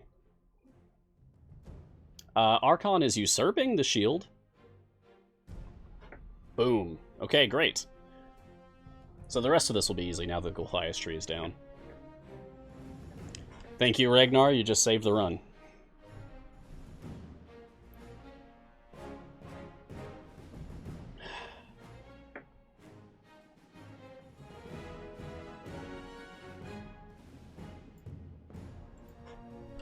Is that better? What's actually better here? No, it's about the same. Alright. We'll just keep her up front, close to my tank line, then.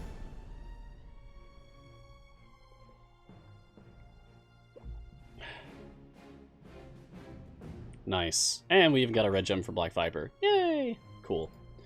Twilight Grove, complete! And that's it for the new base adventures. Now let's get started on one of the new variants for the rest of today's show. And good luck to everyone when you attempt the new stuff, the new content. Does Baby Spurt only last 11 days before you have to buy him again? I guess we don't know yet. Give it 11 days and we'll find out. But no, I can't imagine that C&E would just take paid content away from you. Okay, now, before I actually jump into these, let's just look at what they are. The two variants that were added to the game today, variants of the two new adventures. The new base adventures are Lost in the Goblin Halls and the Twilight Grove, added to the Grand Tour of the Sword Coast campaign. These are the deepest in adventures for the Grand Tour of the Sword Coast campaign, the Torn campaign, currently. Metiria in the Goblin Halls. A Puteri Goblin stack arrives in each area. The Puteri Goblin stack drops no gold and do not count towards quest progress. Only champions with an intelligence score of 12 or lower can be used. So this is the variant for Lost in the Goblin Halls. And the stage requirement is 375. The other new variant is for the Twilight Grove adventure. It is the Nimble Grove. Only champions with a dexterity score of 14 or higher may be used. So think rogues, rangers, that sort of thing. Dex-based champions. You know, Zorbu, Hitch, those guys. Now, when I asked earlier which one of these two that we should do, I saw the Goblin variant was the far more popular choice in the Twitch chat, so we're going to do that one.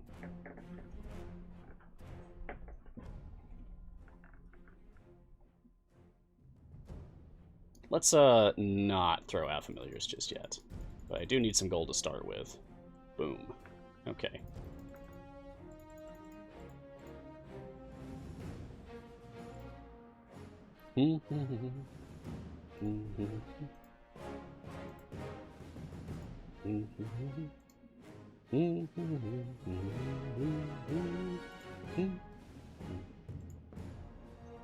Whew. Options are limited. A lot of these are just one. Like, just one choice. Yikes. Yikes, yikes, yikes. Whew. Okay. That's rough. It's a good one. I like what I'm seeing. C&E.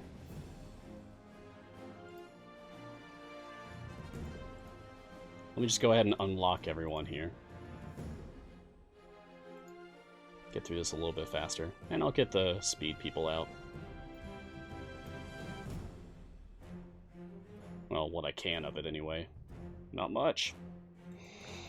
But we still have Sentry and Deacon, so those are good ones. Okay. Baby Spurt, I'm going to put you on Leveling Spurt. What if the secret is you have to put Baby Spurt on Spurt while Spurt is level 11? Maybe that's the trick or something. I don't know. I'm just assuming that there's some kind of Easter egg here. There probably isn't. But it's fun to try. Okay, now let's see what kind of formation I can build under these conditions. If I was to try to make like some kind of optimal formation here.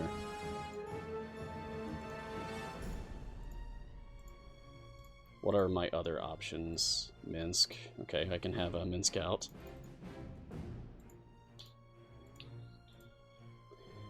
I don't really care about Puent very much. I'd much rather be using Havilar, or Warden, or Archon. So... yeah, level 11 and Zone 11. That'd be cool if they did some kind of reference like that. Let me get Havilar out here instead. I'm going to put her in front. Evelyn here.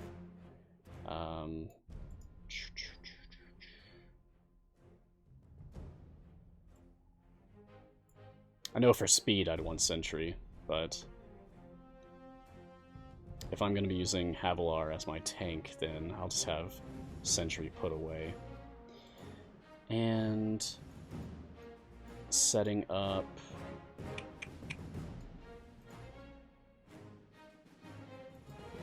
yeah, about like this. This looks good to me. There's probably more optimal options here, but this looks good to me. You could probably do an Archon Usurp formation here, or even Bulk Up, maybe. Wouldn't be able to use Havilar with that, or Evelyn. But that frees you up for using other things. We need a tank variant. Just tanks. Well, we already have that for patron challenges. Yeah, it's a common patron challenge is only tanks for like X number of areas, like 1,000 areas or something.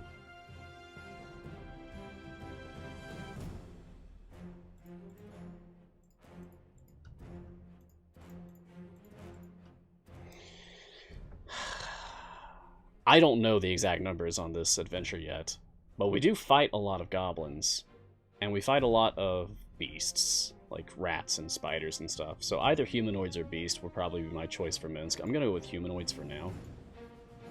Shield Master for Brunor, Extended Warranty, Stormbreaker, Fighting Style Protection, Rapid Training, Temporary Alliance.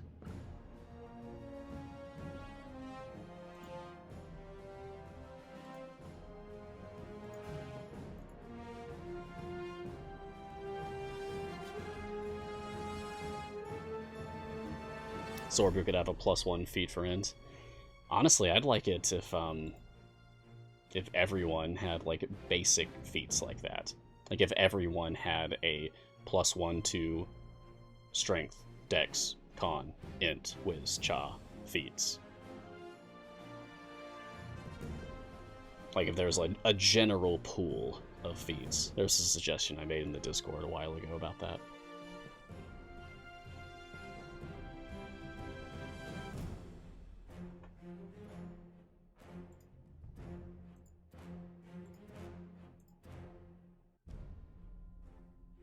Oh, yeah.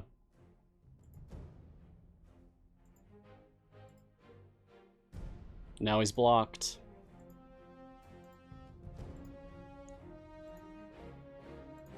Now he's not? Or he shouldn't be. Yeah, okay. Cool. Good to know. Careful about your intelligence feats in this variant. Zorbu should qualify, but because I gave him his intelligence increasing feat temporarily, he became blocked and isn't going back. maybe it will fix on a reload of the game, but I don't want to do that live on stream. Sorry. We have 15 minutes left in the show, by the way. If anyone has any questions or anything that they just want to discuss in general.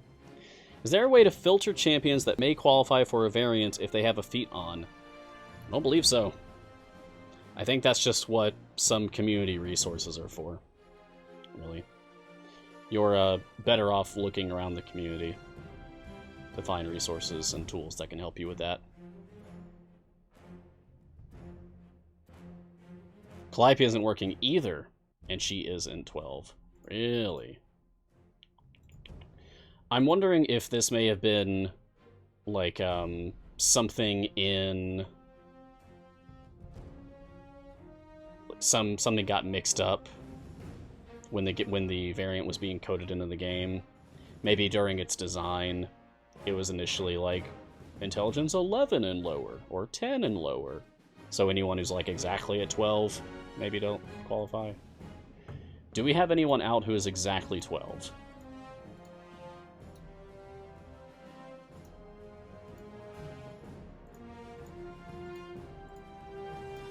No. So maybe that's it. Good luck, Sean. Godspeed to you.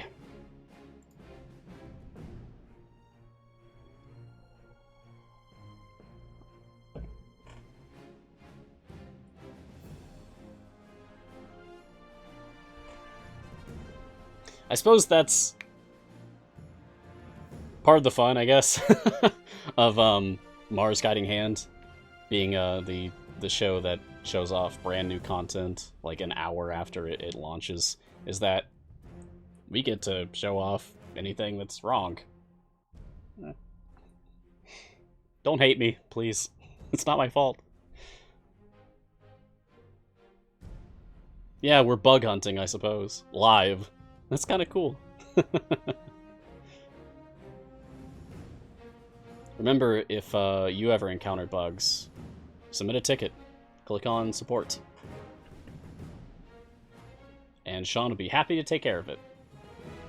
Won't you, Sean? I want to see this this Goblin stack. Haven't really gotten a good look at it yet. Give me the bugs.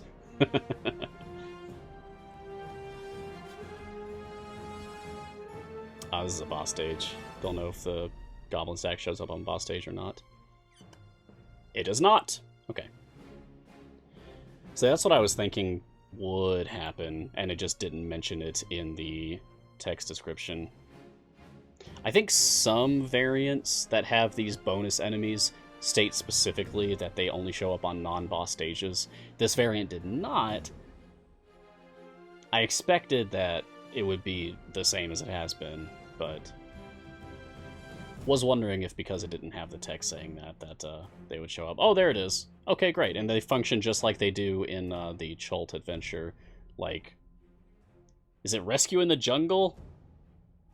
Is that the base adventure that the Goblin stack shows up in? I think it's Rescue in the Jungle. Anyway, looks like they function exactly the same. You hit it, and it goes down from 3 goblins to 2. You hit it again, and it goes down from 2 goblins to 1. And by hit it, I mean do enough damage to kill it. And then you kill that last goblin, and then it's actually dead. Oh, there they are. I wish they'd stop spawning at the very top so we can see them more easily. Is it Welcome to the Jungle? Maybe.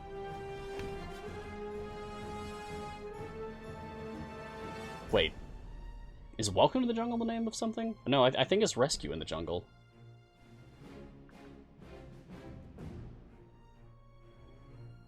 That's something you could easily look into. Oh, you were singing that. Yeah, the song. Welcome to the jungle, we've got goblin stacks.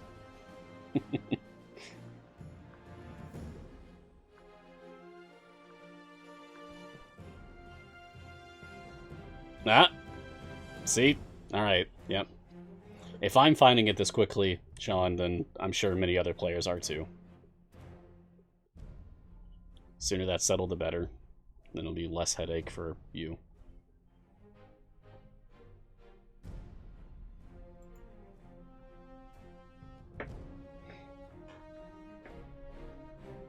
10 minutes left for today's show.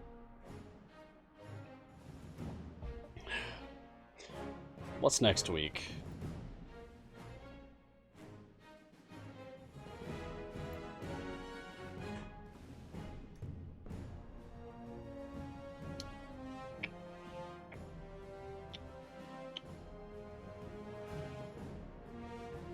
Somewhere around here I've got my CVA.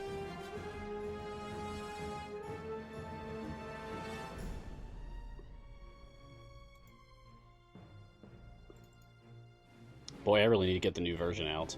I think the current version is for game version 279 when we're on 290 now. I really need to get the next one out.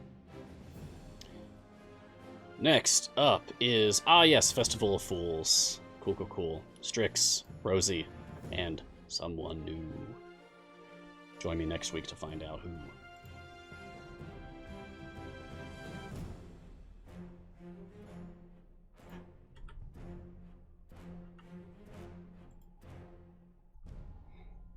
And if you enjoyed the kind of champion switcheroo chat game, maybe that's something we'll do again in the future.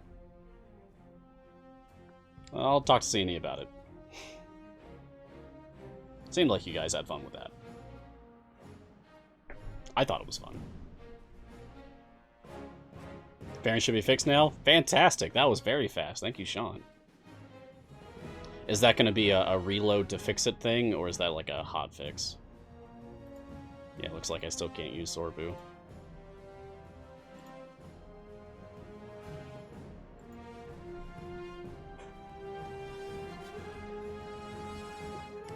Sean says reload to fix. Okay, thank you.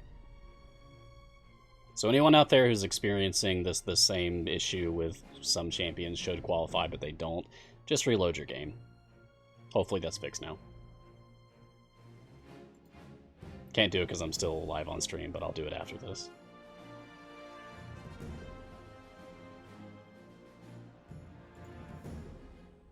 Oh, I need another chest.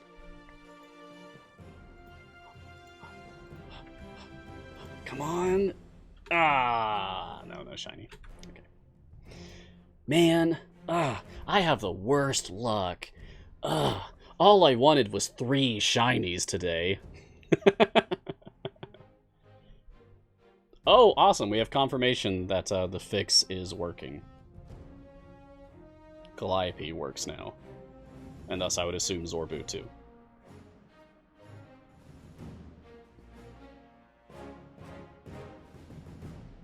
I never have luck like this when I'm not live. I mean, last week I got a Tyrell shiny casually from opening a single silver chest. But that's rare. I don't think that's ever happened. I don't think I've ever gotten a shiny from just casually opening one chest before in over 3 years of playing the game. It's always doing like bulk. I mean, it's all RNG, so it could happen. Who are the speed champions? King Macris, Shandy, Sentry, Deacon, Minsk. Yes, Havilar also, if and only if there are fiend enemies present in the adventure, and you have her summon imps ultimate going with a specific imp out. This one. With that, she has her Fiendish Resolve, Dembo, fiend enemies drop 2 quest items at once or count for 2 kills at once. So that's very specific, that's very niche. But technically, she's a speed champion. Also, technically, Xander's a speed champion, but I do not count him as one. Because speed is an unofficial, like, community-decided role anyway. Like, the actual roles in the game are DPS, tank, support, healing, and gold. Speed is not a real role yet. Maybe it will be in the future. Maybe. But until then, it's just kind of a community-decided thing. Xander's supposed to be a speed champion. He's not. In actual practice, he's not. I think speed should be formalized, Orca Leader. I agree.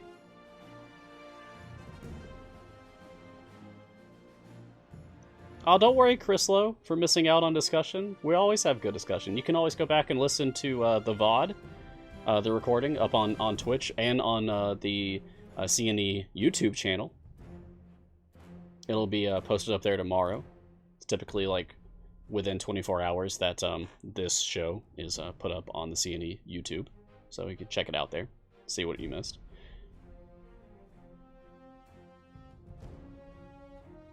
And I'll be back next week.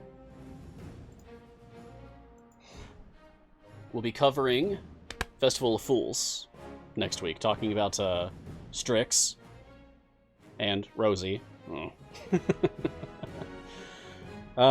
Probably be doing some challenging formation designs using those two.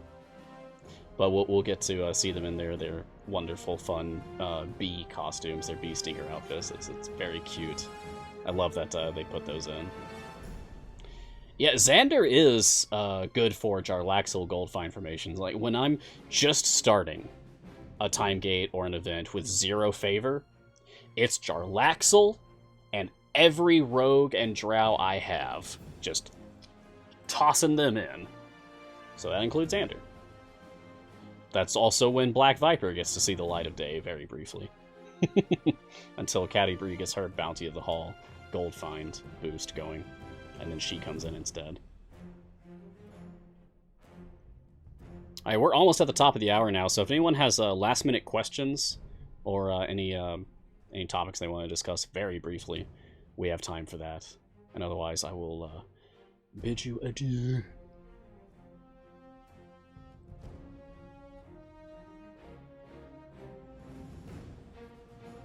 Yeah, I suppose my my gold find formations might also need to change now that I have the gold feet for Krull. That happened today.